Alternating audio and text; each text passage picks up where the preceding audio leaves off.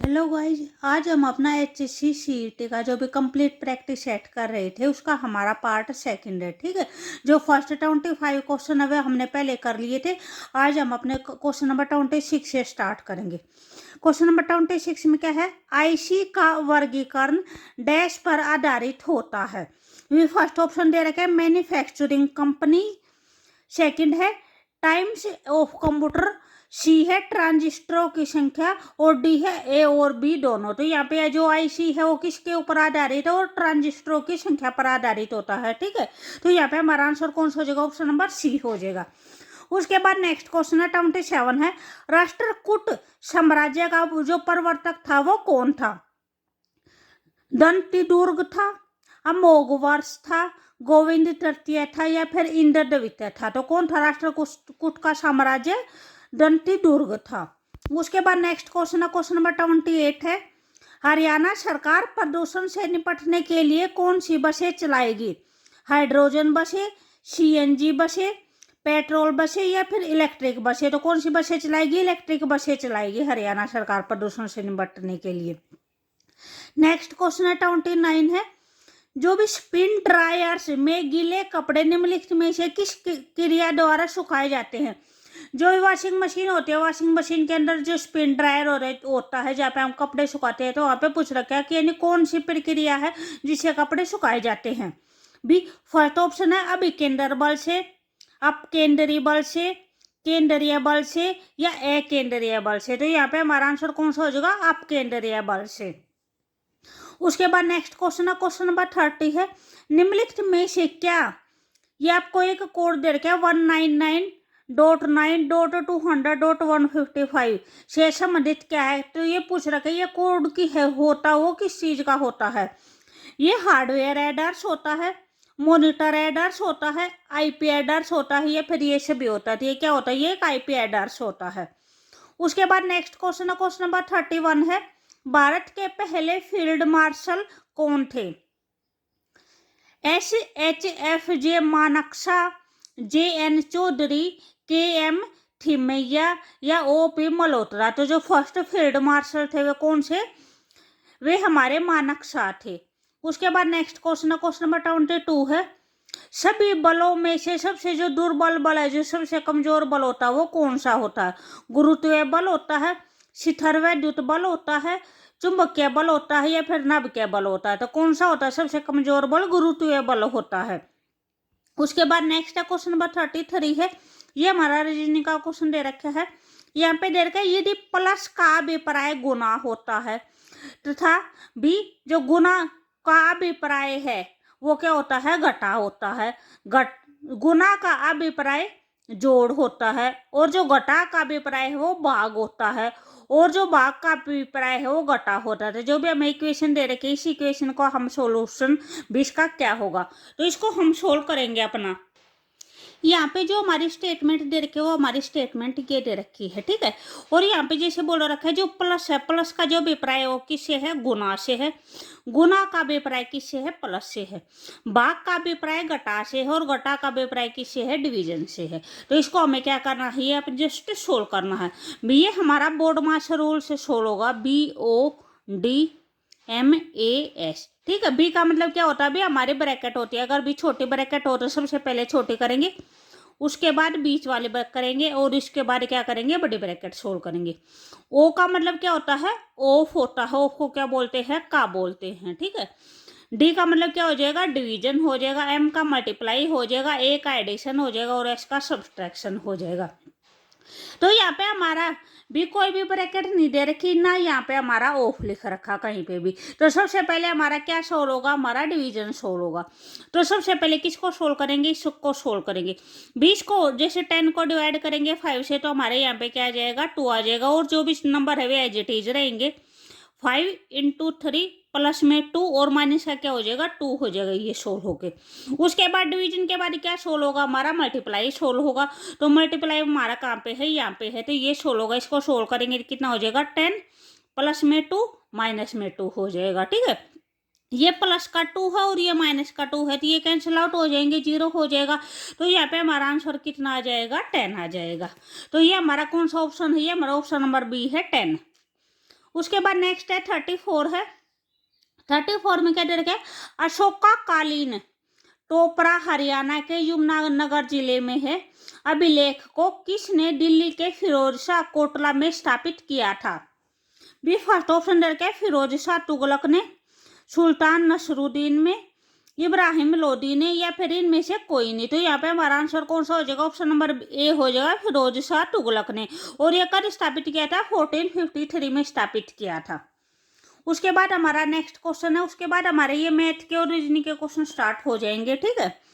तो यहाँ पे क्वेश्चन नंबर 35 है। क्वेश्चन नंबर 35 में क्या दे रखा है, क्वेश्चन नंबर 35 में क्या दे रखा है, यदि 3 पुरुष या 6 स्त्रियां एक कार्य को 16 दिन में संपन्न कर सकती हैं तो 12 पुरुष तथा 8 स्त्रियां मिलकर उस कार्य को कितने दिन में करेंगे। ये जैसे मैंने ये क्वेश्चन मैंने पहले भी करवा रखा है। तो इसमें जैसे क्या दे रखा है, यहाँ पे दे रखा है 3 पुरुष या 6 स्त्रियां, ठीक है। तो आप या तो 3 पुरुष लेके चल सकते हैं या 6 स्त्रियां लेके चल सकते हैं। जो 3 पुरुष है किसके इक्वल है, 6 स्त्रियों के इक्वल है, ठीक है। उसके बाद दे रखे यहाँ पे जैसे 12 पुरुष तथा बोल रखे थे, ये दोनों हमें इकट्ठे लेके चलने पड़ेंगे भी। ये इन दोनों में हम कोई कंडीशन नहीं लगा सकते कि भी ये लेके चले या ये लेके चले। तो इस क्वेश्चन को हम कैसे करेंगे, जैसे हमारी जो फर्स्ट कंडीशन दे रखे है, फर्स्ट कंडीशन में दे रखे 3 पुरुष या 6 स्त्रियां। तो इससे पहले जो करवाए थे उस टाइम पे मैं स्त्रियां लेके चली थी, अब मैं पुरुष लेके चलूंगी, ठीक, आपको भी क्लैरिफाई हो जाए। यहाँ पे क्या हो जाएगी, यानी 2 कंडीशन दे रखी हैं। फर्स्ट कंडीशन में जो m की वैल्यू है वो कितनी हो जाएगी, 3 हो जाएगी। और जो सेकंड कंडीशन है, सेकंड कंडीशन में मैन कितने दे रखे हैं, 12 पुरुष दे रखे हैं, यानी 12 मैन दे रखे हैं, प्लस में 8 क्या दे रखी है, वो मैन दे रखी हैं, ठीक है। तो मैं यहाँ पे अगर मैन लेके चलूंगी तो यहाँ पे जो वो मैन है वो मैन को भी किसके अंदर चेंज कर दूंगी, मैन के अंदर चेंज कर दूंगी।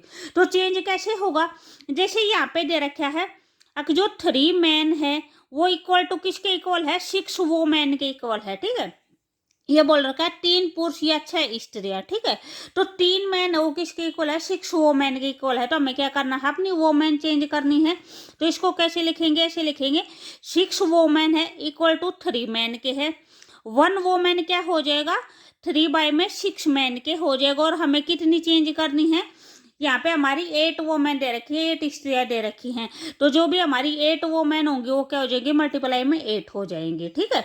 यहाँ पे इसको कट करूंगी तो 3 2 जा 6 हो जाएगा, 2 से कट होगा तो कितना हो जाएगा, 4 हो जाएगा।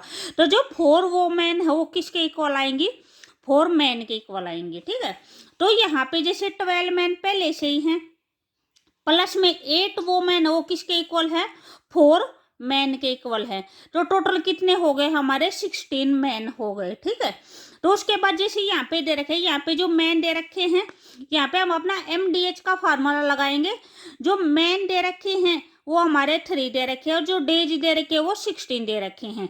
ये बोल रखा अभी 3 पुरुष है वे एक काम को कितने दिन में पूरा करते हैं, 16 डेज में पूरा करते हैं। तो 12 पुरुष और 8 स्त्रियां हैं वो उस काम को कितने दिन में पूरा करेंगी। तो यहाँ पे जो m की वैल्यू आ जाएगी वो हमारी क्या आ जाएगी, ये 12 मैन है और ये 8 स्त्रियां हैं जो हमने मैन के अंदर चेंज की हैं। तो ये कितनी हो जाएगी, 12 प्लस में 4 16 हो जाएंगी। तो यहाँ से m की वैल्यू 16 आ जाएगी। डेज हमें क्या करना है, निकालना है, ठीक है। तो यहाँ पे जो भी हमारा फार्मूला होता है वो क्या होता है, MDH बाय में W। यहाँ पे भी हमारा क्या हो जाएगा, MDH बाय में W हो जाएगा। फर्स्ट के लिए हम 1 यूज करेंगे और सेकंड के लिए हम क्या यूज करेंगे, 2 यूज करेंगे हर जगह पे। तो यहाँ पे जो भी हमारी m की वैल्यू है वो कितनी है, 3 है। d की वैल्यू कितनी है, 16 है। हाँ, वर्ष हमारा दे नहीं रखा है, वर्क बोल रखा है, यहाँ पे भी सेम है वहां पे भी सेम है, यानी सेम वर्क कर रहे हैं, सेम काम कर रहे हैं। यहाँ पे m की वैल्यू कितनी है हमारी, 16 हो जाएगी। d की वैल्यू क्या करनी है, हमें फाइंड आउट करनी है। और h और w की वैल्यू हमें दे नहीं रखी। तो यहाँ से जो भी हमारा 16 होगा वो क्या आएगा, हमारा इस साइड आ जाएगा। तो ये हमारा 3 × 16 बाय में 16 हो जाएगा। यहाँ पे क्या आ जाएगी, हमारे d की वैल्यू हो जाएगी। 16 से 16 कट जाएगा तो हमारे d की वैल्यू कितनी आ जाएगी, 3 डेज आ जाएगी। एक भी 3 दिन में ये काम पूरा कर लेंगे। तो यहाँ पे हमारा कौन सा ऑप्शन है, ऑप्शन नंबर डी है, 2 दिन में। उसके बाद नेक्स्ट क्वेश्चन हमारा क्वेश्चन नंबर 36 है। यहाँ पे दे रखा है a इक्वल टू 2/3b दे रखा है, जो b है वो 2/3c दे रखा है, और जो c है वो 2/3d दे रखा है। ठीक है, तो हमें क्या निकालना है, b d का कौन सा भाग है। तो इस क्वेश्चन को हम अपना कैसे स्टार्ट करेंगे, जैसे जो हमारी स्टेटमेंट दे रखी है वो हमारी ये स्टेटमेंट दे रखी है, तो यहाँ पे जो भी हमारा b है इस b को क्या करेंगे, इसके नीचे लेके आएंगे, तो ये हमारा क्या हो जाएगा, a/b इक्वल टू 2/3। जो भी बाय में होता है उसको हम क्या बोल सकते हैं, रेशो में बोल सकते हैं, इसको क्या बोलेंगे, ए रेशो भी हमारा कितना हो जाएगा, 2/3 हो जाएगा। सेम एज इट इज यहाँ पे जो सी है, सी को इसके नीचे लेके आएंगे तो ये हमारा b/c बन जाएगा 2/3। यहाँ पे भी हमारा c/d बन जाएगा 2/3। ठीक है, हमें क्या निकालना है, हमें अपना b और d का कौन सा भाग है, b है वो d का कौन सा भाग है ये निकालना है। तो जैसे ये हमारा रेशो और प्रोपोर्शन का टॉपिक है, ये जैसे पहले करवा रखा है, यहाँ पे कैसे होगा भी, जैसे इसको हम क्या लिखेंगे, हम a/b/c/d लिखेंगे। ठीक है, जो हमारा a/b है वो कितना है, 2/3 है, तो a/b के नीचे 2/3 लिखेंगे। b और c हमारा कितना है, ये भी हमारा 2/3 है, ये हमारा सेकंड है, तो हम इसको अपना सेकंड लाइन में लिखेंगे। उसके बाद ये हमारा थर्ड रेशो दे रखे, तो इसको थर्ड लाइन में लिखेंगे हम। ठीक है, क्या दे रखा है, c/d दे रखा है, तो यहाँ पे इसको थर्ड लाइन में लिखेंगे। तो अब हमारा यहाँ पे भी स्पेस बचा है, वहाँ पे क्या बताया था, जो भी इसके साथ वाला होगा वो ये हमारा लिखा जाएगा। जैसे यहाँ पे हमारा 3 है तो यहाँ पे भी 3 लिखा जाएगा, यहाँ पे भी 3 लिखा जाएगा। इसके साथ वाला कितना है, यहाँ पे भी 3 आ जाएगा, यहाँ पे 2 आ जाएगा। यहाँ पे इसके साथ में क्या है, 2 है, तो यहाँ पे हमारा क्या आ जाएगा, 2 आ जाएगा। अब हम क्या करेंगे, इन सबको मल्टीप्लाई कर देंगे। मल्टीप्लाई करेंगे, देखिए ये क्या हो जाएगा, 2 2 जा 4 हो जाएगा, 4 2 जा कितना आ जाएगा, 8 हो जाएगा।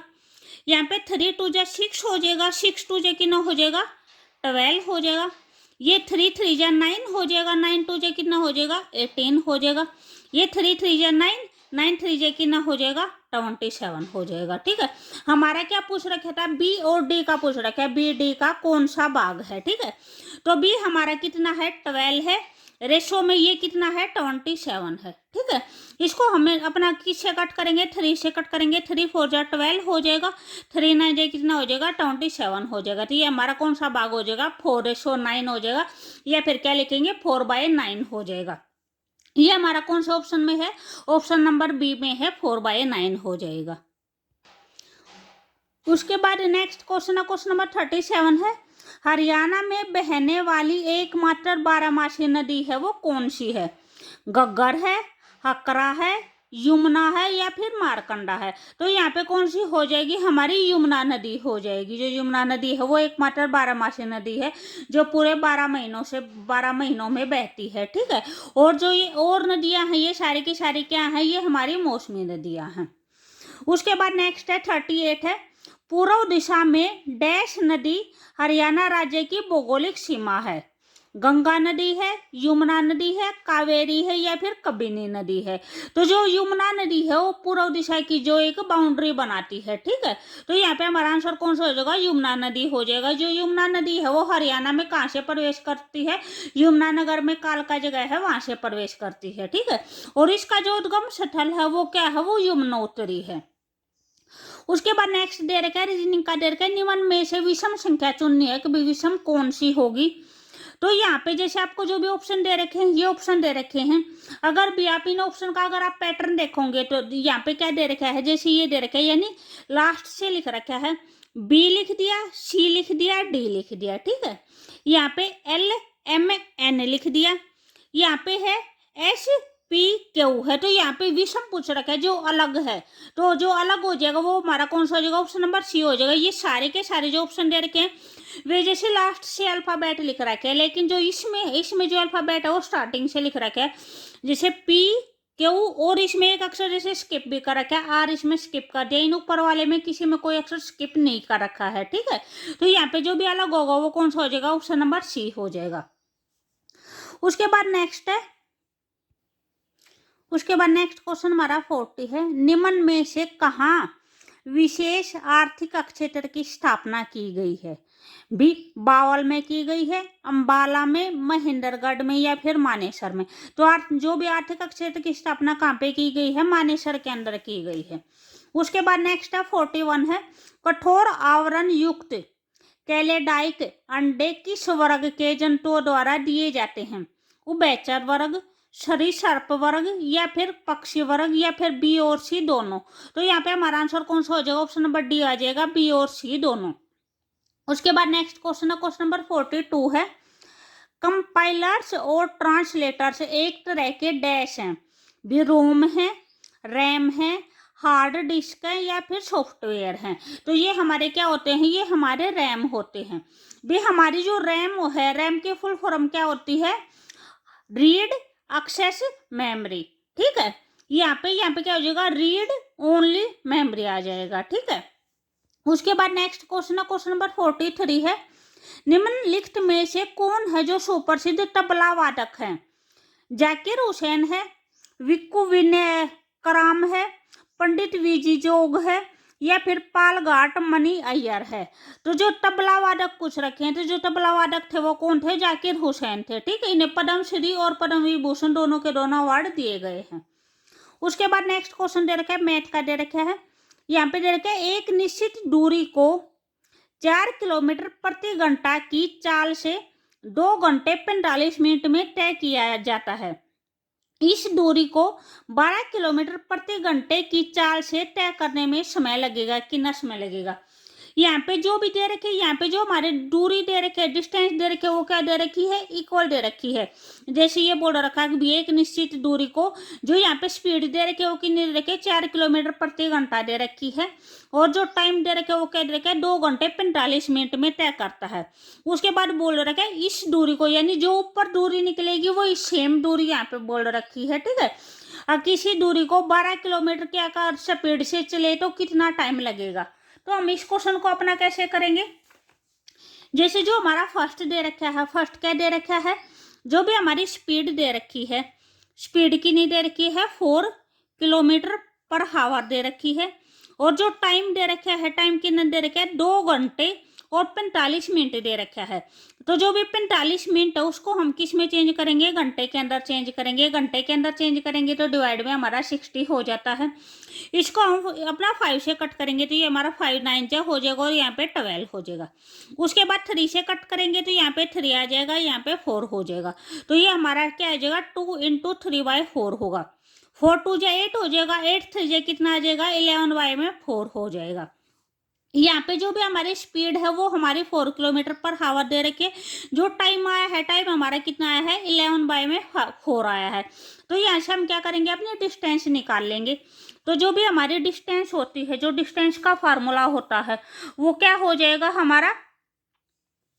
20 स्पीड इंटू में क्या हो जाएगा? टाइम हो जाएगा। स्पीड हमारी कितनी है? 4 है, और जो टाइम है वो कितना है? 11/4 है। 4 से 4 कट हो जाएगा तो जो भी डिस्टेंस आ जाएगी वो कितनी आ जाएगी? हमारी 11 किलोमीटर आ जाएगी। और जो नेक्स्ट कंडीशन दे रखी है, नेक्स्ट कंडीशन में हमारा क्या दे रखा है? हमारी यहाँ पे स्पीड दे रखी है 12 किलोमीटर पर हावर, और हमें क्या निकालना है? अपना टाइम निकालना है। यहाँ पे जो हमारी डिस्टेंस होगी वो कितनी हो जाएगी? सेम 11 हो जाएगी। जो हमारी स्पीड दे रखी है वो कितनी दे रखी है? 12 किलोमीटर दे रखी है। हमें क्या निकालना है? टाइम निकालना है। तो जो भी हमारा टाइम का फार्मूला होगा वो क्या हो जाएगा? स्पीड बाय में डिस्टेंस हो जाएगा। ठीक है, तो यहाँ पे हमारी स्पीड कितनी है? जो टाइम का फार्मूला होगा वो डिस्टेंस बाय में स्पीड होगा। तो डिस्टेंस हमारी 11 है, और जो स्पीड है वो हमारी क्या हो जाएगी? 12 हो जाएगी। यहाँ पे जो भी हमारा ये टाइम निकल के आया है, ये जैसे ऊपर जो स्पीड है वो किलोमीटर पर हावर में दे रखी है, जो डिस्टेंस है वो किलोमीटर में है, तो टाइम हमारा हावर्स के अंदर निकल के आएगा। ठीक है, तो हावर्स के अंदर देखेंगे तो हमारा 11/12 हो जाएगा। लेकिन जो भी हमारे ऑप्शन दे रखे हैं, ऑप्शन में टाइम हमारा मिनट के अंदर दे रखा है, तो इसको क्या करेंगे? 60 से मल्टीप्लाई कर देंगे। तो हमारे 60 से मल्टीप्लाई होगा तो कितना हो जाएगा? 12 5 जा 60 हो जाएगा। तो जो भी हमारा टाइम निकल के आएगा वो कितना आएगा? 55 मिनट निकल के आएगा। ठीक है, तो यहाँ पे ये हमारा कौन सा ऑप्शन है? ऑप्शन नंबर बी है, 55 मिनट हो जाएगा। उसके बाद नेक्स्ट दे रखा है, हाइड्रोजन परमाणु के नाभिक में न्यूट्रॉनों की संख्या पूछ रखी है कि भाई हाइड्रोजन परमाणु के अंदर के जो नाभिक होता है उसमें न्यूट्रॉनों की संख्या कितनी होती है? 1 होती है, 2 होती है, 3 होती है, या फिर 0 होती है? तो कितनी होती है? 0 होती है। उसके बाद नेक्स्ट क्वेश्चन है 46 है। भी अगर आपको वीडियो अच्छी लगी तो प्लीज लाइक शेयर और सब्सक्राइब जरूर करें, ठीक है। आज हम इसके अपने 50 क्वेश्चन तक सोल्व कर लेंगे। जो नेक्स्ट क्वेश्चन होंगे वो नेक्स्ट वाली वीडियो में करेंगे। यहाँ पे 46 में दे रखा है हरियाणा की जो जलवायु है वो जलवायु पूछ रखी है कैसी है। सदावर्षा है, ग्रीष्म है, महाद्वीपीय है या फिर सर्दी है। तो कहाँ पे इस पे क्या हो जाएगा, ऑप्शन नंबर सी हो जाएगा। उसके बाद नेक्स्ट क्वेश्चन है क्वेश्चन नंबर 47 है। दी गई संख्या श्रृंखला में से गलत संख्या चुननी है कि जो भी आपको गलत है वो चुननी है। तो यहाँ पे जैसे ये दे रखा है 17 दे रखा है, 19 है, 23 है, 25 है, 29 है और 37 है। तो यहाँ पे जो भी गलत है वो क्या हो जाएगा, यहाँ पे आपका 25 हो जाएगा। यहाँ पे जो भी नंबर दे रखे हैं ये सारे के सारे नंबर क्या दे रखे हैं, प्राइम नंबर दे रखे हैं। लेकिन जो 25 है, 25 क्या दे रखा है, कंपोजिट नंबर दे रखा है, ठीक है। प्राइम नंबर क्या होती है भी, जैसे जो नंबर हैं जो सिर्फ अपने आप से डिवाइड होते हैं, जिसके फैक्टर ओनली 4, यानी या तो 1 होता है या फिर वो संख्या खुद होती है, ठीक है। तो यहाँ पे जो 25 है, 25 हमारा प्राइम नंबर नहीं है। यहाँ पे इसका फैक्टर एक तो 1 हो जाएगा, एक 5 हो जाएगा और एक 25 हो जाएगा। तो इसमें जो अलग है, जो गलत है वो कौन सा हो जाएगा, 25 हो जाएगा। ये हमारा कौन सा ऑप्शन है, ऑप्शन नंबर डी है। उसके बाद नेक्स्ट क्वेश्चन दे रखा है 48 दे रखा है। लाइनेक्स डैश प्रकार का सॉफ्टवेयर है। यहाँ पे लाइनेक्स पूछ रखा है कि किस टाइप का सॉफ्टवेयर है। शेयरवेयर है, कमर्शियल है, प्रोप्राइटर है या फिर ओपन सोर्स है। तो जो लाइनेक्स होता है वो हमारा शेयरवेयर टाइप का सॉफ्टवेयर होता है। उसके बाद नेक्स्ट क्वेश्चन दे रखा है, मैथ का दे रखा है। ये यहाँ पे दे रखा है एक पिता और पुत्र की वर्तमान आयु का योगफल वो कितना दे रखा है, 70 वर्ष दे रखा है। 10 वर्ष के बाद जो पुत्र की आयु होगी वो अपने पिता की आयु की ठीक आधी हो जाएगी। पुत्र की आयु यहाँ पे आधी बोल रखी है, ठीक है। पुत्र की आयु है वो अपने पिता की आयु की क्या हो जाएगी, आधी हो जाएगी। तो अब उनकी आयु बतानी है, अब उनकी आयु कितनी होगी। तो हम इस क्वेश्चन को कैसे करेंगे, जैसे यहाँ पे हमें क्या बोल रखा है, पिता और पुत्र की आयु का योग बोल रखा है। जब भी हमें योग बोलते हैं तो उस टाइम पे जैसे हम अगर जैसे पिता की आयु है, पिता की आयु अगर हम x लेके चलेंगे तो जो पुत्र की आयु है वो कितनी हो जाएगी, वो 70 माइनस में x होगी, ठीक है। जैसे अगर हमारे पिता की आयु 50 है या फिर 30 है तो जो पुत्र की आयु है वो कितनी हो जाएगी, 40 हो जाएगी। यदि दोनों का जो सम है वो सम कितना आना चाहिए, 70 आना चाहिए। तो जब भी हमारा योग दिया होता है तो योग में से हम माइनस करते हैं, ठीक है। तो यहाँ पे जैसे पिता की आयु x है तो पुत्र की आयु कितनी हो जाएगी, 70 माइनस x हो जाएगी।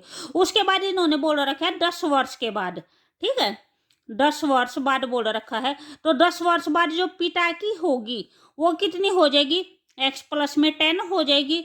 और जो पुत्र की होगी वो कितनी हो जाएगी, 70 माइनस x तो पहले ही था, इसमें क्या हो जाएगा, 10 ऐड हो जाएगा, ठीक है।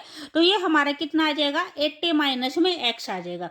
जो इन्होंने कंडीशन दे रखी है वो कंडीशन क्या दे रखी है कि जो पुत्र की आयु है, यहाँ पे बोल रखा है 10 वर्ष बाद पुत्र की आयु अपने पिता की आयु की ठीक आधी होगी, ठीक है। तो हम क्या करेंगे, जो पुत्र की आयु है उसको आधी करेंगे।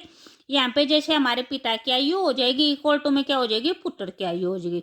जो पिता की आयु है 10 वर्ष बाद वो क्या है, x प्लस में 10 है, इक्वल टू जो पुत्र की आयु है वो कितनी है, 80 माइनस में x है। और बाय में क्या हो जाएगा, ये बाय में 2 हो जाएगा। आधी बोल रखे है तो क्या करेंगे, 1/2 करेंगे, 1/2 करेंगे तो बाय में 2 हो जाएगा, ठीक है। अब हमें यहाँ से क्या करनी है, x की वैल्यू फाइंड आउट करनी है। 2 हमारा इस साइड जाएगा, अगर 2 हमारा इस साइड आ जाएगा तो क्या हो जाएगा, 2x प्लस में 20 हो जाएगा, इक्वल टू 80 माइनस में x हो जाएगा, ठीक है। हमें क्या करना है, अपने x की वैल्यू फाइंड आउट करनी है। यहाँ से जो x है वो इस साइड जाएगा, ठीक है। जो x है वो एक साइड कर लेंगे, जो कांस्टेंट है वो एक साइड कर लेंगे। तो अगर हम इनको एक साइड करेंगे तो ये हमारा कितना हो जाएगा, 2x प्लस में x आ जाएगा। हमारा x इस साइड माइनस का इस साइड जाएगा तो प्लस में हो जाएगा। ये 80 एज इट इज है, 20 को इस साइड लेके जाएंगे तो 20 हमारा किस चीज का हो जाएगा, माइनस का हो जाएगा। ये यहाँ पे हमारा प्लस का उस साइड जाएगा तो माइनस का हो जाएगा। ये हमारा 3x इक्वल टू कितना हो जाएगा, 60 हो जाएगा। x की वैल्यू यहाँ से हमारी कितनी आ जाएगी, 20 आ जाएगी। अगर हम बाय में 3 करेंगे और कट करेंगे तो यहाँ से हमारी जो x की वैल्यू आ गई वो कितनी आ गई, हमारी 20 आ गई।